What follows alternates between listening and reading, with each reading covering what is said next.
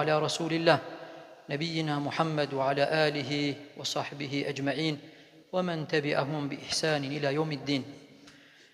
Të nderuar vëllezër, falenderojmë Allahun subhanahu wa ta'ala që na ndihmoi, na mundsoi që këtë ditë parë të muajit të Ramazanit të agjërojmë si është më e mira.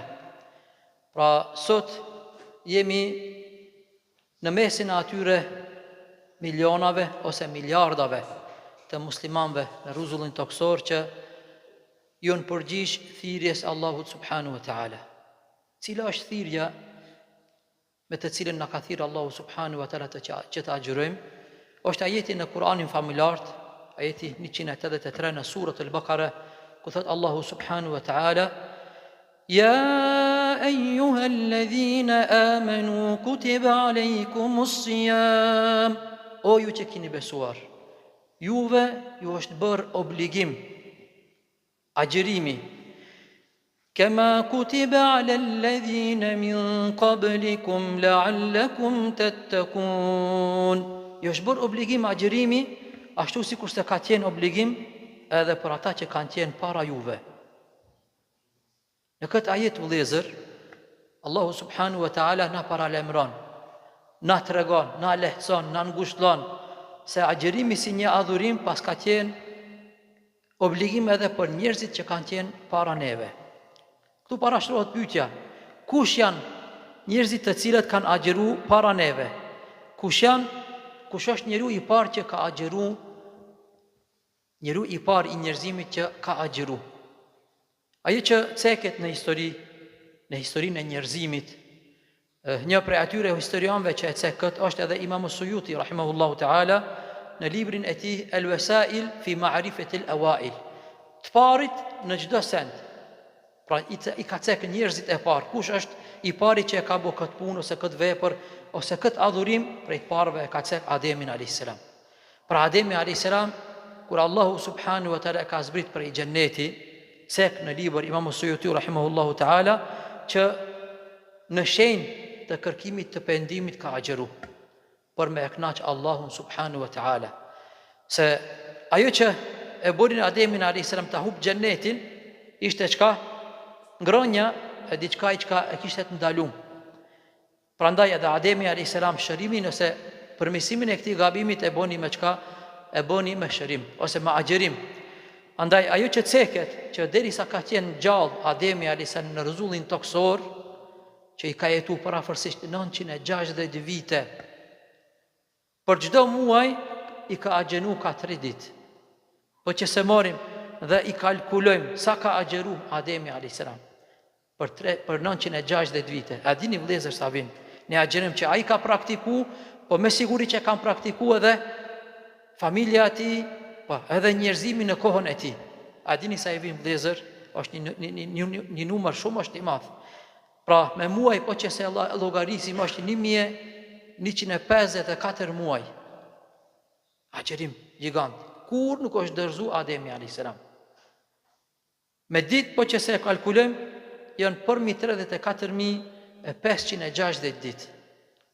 Pra një agjërim që Allahu subhanahu wa ta'ala nuk ne ka treguar të agjërat në detaje, por edhe njerëzimi para ne pas kanë agjëru.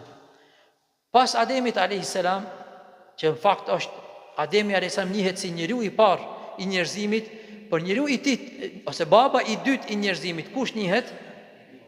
Nuhi alayhis salam. A dini vëllezër se Nuhi alayhis salam nuk ka të dhëna historike që dikush ka jetu ma shumë se ai. Ai vëllezër i ka jetu 1450 vite. Edhe ai po ashtu e ka praktikuar agjërimin dhe e ka pas si traditë që me agjëru për çdo muaj ka 3 ditë. Por këta kanë qenë me njetë diçka tjetër. Qëllimi që i ka agjëru Ademi alayhis salam kanë qenë në shenjë falënderimi për shpëtim. Të njëjtin lloj të agjërimi e ka agjëruar edhe Musa alayhis salam, që Allahu subhanahu wa ta'ala e shpëtoi atë edhe popullin e tij prej Firaunit. Kështu kanë vazhdu profetët dhe popujt e tyre.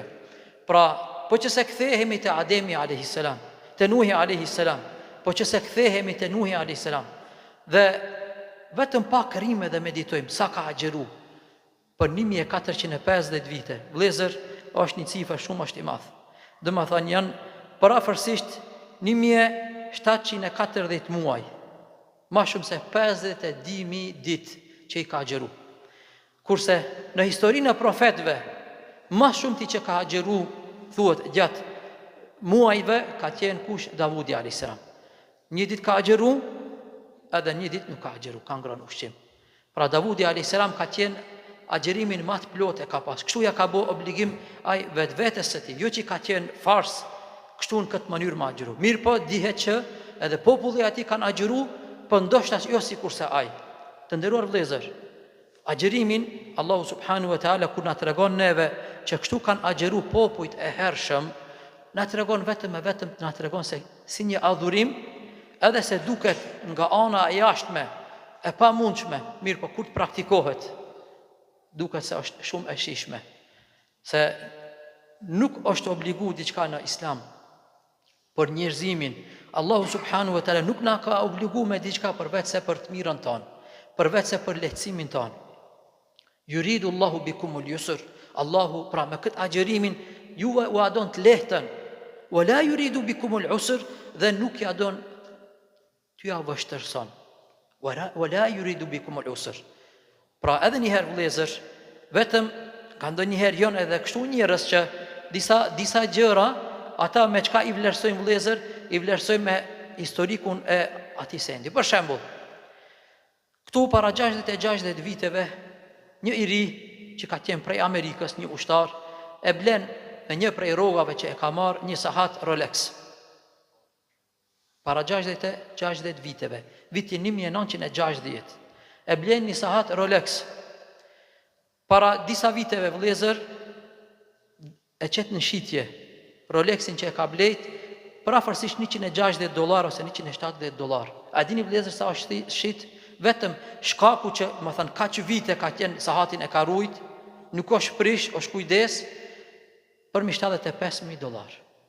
Diçka ende ma interesant që na tregon se dë njëherë disa gjëra, edhe se janë të lashta, po sa ma shumë janë, dhe më thënë, të lashta, kam në historik, aq ma shumë janë të vlefshme. A keni ndëgju dë njëherë vëllezër për mjaltin ma të shtrenjtë në botë? 1 kile mjalt €10.000. 1 kile mjalt €10.000. Kjo është vëllezër ose gjend për herën e parë në Turqi, në disa male, bjeshka të Turqisë, dhe shkaku që mjalti, do të thënë, është i vjetër, nga e dyta është, më thënë, në lartësi deri 2 kilometra ose 1800 metra deri në 2000 metra atje, edhe shkaku që është i pasur me minerale të çmuara, kur është shit mjalti vëllezër, vetëm për disa kile €48.000. A shifni, disa gjëra janë ngrinë çmimin historiku, më thënë, historiku i gjatë. Andaj agjerimin që agjerojmë vëllezër, nuk ka diçka që ne vetë e kina provu. Edhe se ne këtij umetit, ne në këtë umet jemi gjenerata e 1465 gjenerat që agjerojmë muajin e Ramazanit. Kur nuk është ndryshu agjerimi i Ramazanit, pin kohën e Muhamedit sallallahu alaihi wasallam, kur është bë fars për këtë umet, deri sot, kur nuk ka ndryshu muslimanët formën, ose mënyrën, ose kohën e agjerimit. Gjithmonë e kemi agjeru muajin e Ramazanit. Edhe neve bi idhnillahi taala dhe të agjerujmë këtë muaj të Ramazanit, sikur se e kemi agjeru prej që kemi fillu të agjerujmë si fëmijë, dhe jemi gëzu, jemi mbur, jemi lavdru me agjerimet tona, bi idhnillahi dhe të vazhdojmë këtë agjerim, se Allahu subhanahu wa taala kështu na ka urdhëruar, ashtu sikur se i ka urdhëruar edhe popujt para neve. Andaj, lutim Allahun subhanahu wa taala të na ndihmon të agjerojmë muajin e Ramazanit ashtu si është më e mira, me lehtësime, dhe shpresoj se bi idhnillahi taala jemi në ditët e freskëta që agjerimi me të vërtet është shumë më i lehtë se në ato vende ku mati është i nxehtë. Allahu ju bekoft të mirat u ashtoft, lutjet që i boni gjatë agjerimeve, Allahu a pranoft. Subhanak Allahumma bihamdik, nashhadu an la ilaha illa ant, nastaghfiruka wa natubu ilayk. Atëherë të vazhdojmë